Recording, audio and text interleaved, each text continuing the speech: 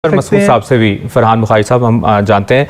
जफर मसूद साहब, जो फरहान बुखारी साहब ने प्रायोरिटीज़ की बात की है और जो गलतियां गिनवाई हैं, तो क्या ये समझा जाए कि इस बजट में भी गलतियों का खुमियाजा आवाम को ही भुगतना पड़ेगा? फिर देखिए, मैं सही तरह बात सुन नहीं सकता हूँ फरहान साहब की। मुझे इनफैक्ट कोई बात भी समझ में नहीं आई है, टोटल वो लाइन कट रही थी, तो मैं उस पर कमेंट नहीं कर पाऊंगा। चलें, तो आपने क्या फरमाया? चलें, आप ये अर्ज कर दीजिएगा कि हम स्पेशली अगर पर्टिकुलरली बैंकारी शोबे की बात करें, जिस तरह विद होल्डिंग टैक्स की भी तजवीज़ आई रकम निकालने पर, और सरमाकारी मुनाफे पर टैक्स शरह बढ़ाने की भी तजवीज़ आई है, आपके ख्याल में बैंकारी शोबे के लिए इस पर क्या असरात होंगे?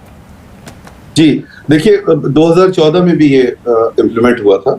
इस वक्त जो सबसे बड़ा हमारा डायलेमा है वो ये है, जो इन्फ्लेशन की तरफ भी कंट्रीब्यूट करता है और जो हमारी ब्लैक इकोनॉमी की तरफ भी कंट्रीब्यूट करता है, वो है करेंसी इन सर्कुलेशन, जिसको हम कहते हैं।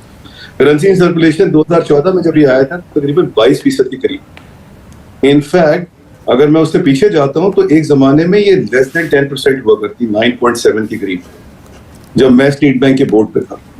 और उसके बाद ये बढ़ के 22 हुई, 2016 में 28 हुई, और अब ये इस वक्त जो है ये 30% से ऊपर है, तकरीबन 33% के आसपास है। अगर हम विद होल्डिंग टैक्स दोबारा लगाएंगे तो इसके क्या रिपरकशंस आएंगे, उसको हमें जरा केयरफुली असेस करना पड़ेगा और उसके ऊपर फिर कमेंट करना पड़ेगा।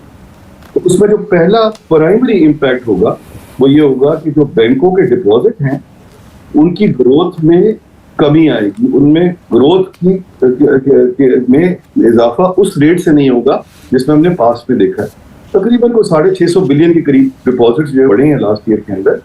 इस साल अगर हम ये विद होल्डिंग टैक्स लगाएंगे तो गालिबन उस तरह की ग्रोथ वो इम्पेयर होगी। और उसका क्या इफेक्ट आएगा? दूसरी तरफ इफेक्ट ये आएगा कि जो सबसे बड़ा बोरोवर है बैंकिंग इंडस्ट्री का, वो गवर्नमेंट ऑफ पाकिस्तान ही है।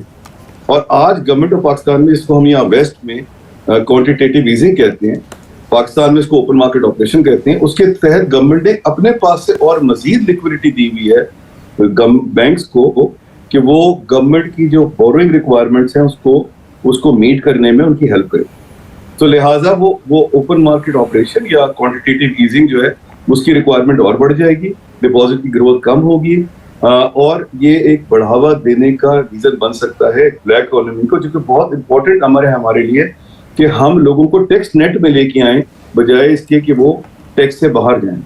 तो वाइल इसको इम्प्लीमेंट करने का मकसद यही है कि हम टैक्सेशन के सिस्टम में लोगों को लेके आए, मगर इसके एक नेगेटिव रिपरकशंस भी हो सकते हैं। खास तौर से जो हमने रिसेंटली देखा है कि करेंसी इन सर्कुलेशन जो है वो कहाँ चली गई है, उसकी वजह से इसके कुछ मुज़िर असरात भी आ सकते हैं, और इसको जरा बेहतर असेसमेंट की जरूरत है, और उसके बाद भी कोई डिसीजन लेना चाहिए कि हमें इसको करना चाहिए या नहीं करना चाहिए। इसका जो इन्फ्लेशनरी इम्पैक्ट है वो काफी मुज़िर हो सकता है, और वो जो इन्फ्लेशनरी इम्पैक्ट है वो हमारा प्राइमरी टारगेट होना चाहिए इस वक्त, to control through the fiscal policy. अच्छा,